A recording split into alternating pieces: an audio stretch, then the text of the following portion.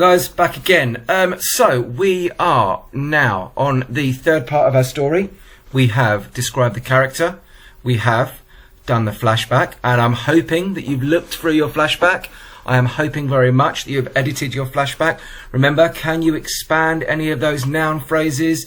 Can you add any words? Can you up-level your words using a thesaurus, whether it's a real one, whether it's an online one? That's entirely up to you. Does everything make sense? Have you read it to someone? Read it to your parents. Read it to your older sibling. Read it on the phone to your granny or your grandma. I'm sure they're stuck in.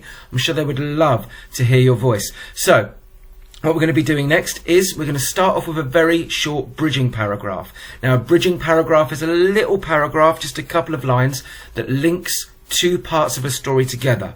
So when we come out of the flashback, we are going to be looking at returning to the present. And after you've completed the flashback, it is time to return to the story. We need to make sure that we use a new paragraph and that it fits together. So I've come up with an idea here that actually something takes him back out of the flashback. So he blinked, he rubbed his eyes and looked down. Although the memory was initially as clear as day, it seemed to be growing dimmer with every passing second. He looked down at the box on his desk, and that can then link us to him. It can link us to his surroundings. It can link us to what is going on. Just a short thing. What takes him out of the flashback? Could it be a flash of lightning? He brings him back to his senses. Could it be a clap of thunder? Could it be the growl of his dragon? Could it be the rain starting to drop down on him? So what is it that when you're having a daydream, you're sat there looking at? What is it that brings you back? Is it a loud noise? Is it your teacher going, hey? And you looking up? Is it someone asking you a question? You just don't know. With him, it's got to be something that surrounds him. So it could be the weather. It could be a noise made from the ship. It could be anything like that. You can think about what it is you want to do. You can think about exactly what you want to bring him back from the flashback. But just a short paragraph. You can see there I've got 1, 2, 3 sentences going on there. Now, once you've done that, we are going to turn to describing the scene. Is at this point, it might be a really good idea to look at the storm section of this video itself. So if we're going to look at the storm section of the video itself, then what you can do is you can think about what he might be able to touch, what he might be able to see, what he might be able to smell, maybe not so much taste, but what he might be able to hear. Now, hearing and sight are going to be your main ones. Have a look at the round here. Have a look at the clouds that you can see, the wind that's making his scarf blow. You can have a think about the actual storm itself. You can think about the thunder, the lightning. You can think about him with the steering wheel in his hands, about the dragon, all of these things. We're going to do a wonderful description of the scene. And I'm expecting a really good paragraph from this. And as always, I won't just leave you to do it on your own. I'm going to give you some ideas and sentence starters. Please use them if you want to. You can use adverbs, preposition phrases, expanded noun phrases, and this is going to add detail and precision. You want a lot of detail in there. Think about showing and not telling. Think about actually what you want it to do. So you can use any of these sentence starters you want. You can write a small paragraph using this one as your starter, then another one, then another one, then another one. So, silently, a small, snarling dragon started to unfurl his wings. Can you describe the dragon? What does he look like? What is he doing? Is he happy? Is he contented? Is he agitated? Is he beautiful? Is he mythical? All these amazing words that you can use. Above the ship, the gathering storm raged like a swarm of angry hornets. Well, you can see what I've done there. I've got my like, so that makes it a simile. You can take the structure of this sentence. Please do. How is he feeling about the storm? You can add his emotions into there as well. Standing beside the steering wheel, the man slowly turned, and what is he going to do? Is he walking towards the dragon? Is he looking for the key if you're using that part?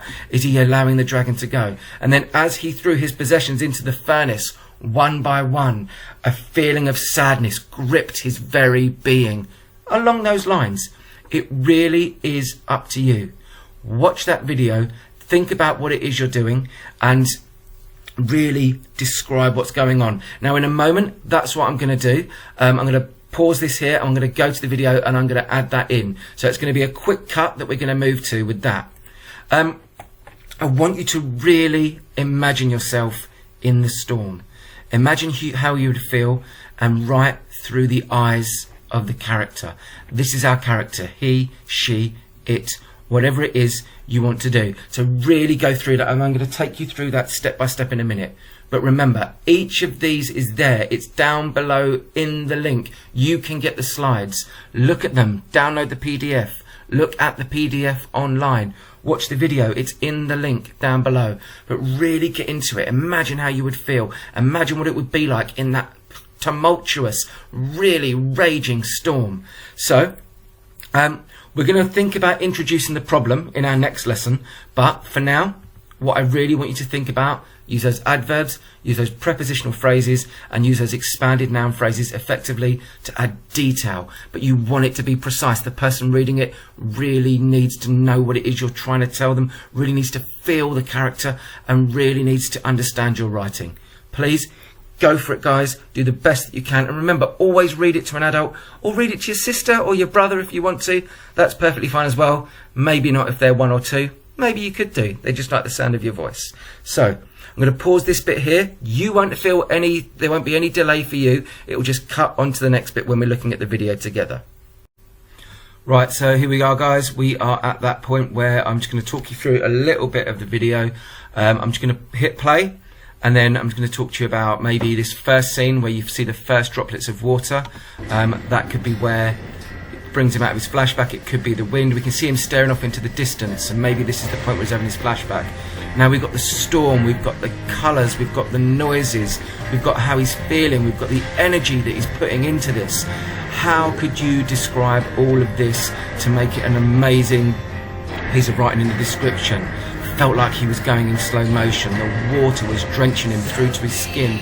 The wind blowing out the candles, so there's complete darkness. We're not going to go into this bit yet. This is now us in our next part, but think about the descriptions that you could get from that. Think about the ways that you could use that.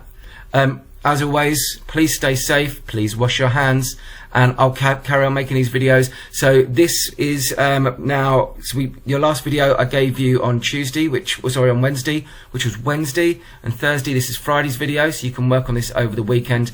I will be back on Monday, but please stay safe, and I'll see you soon.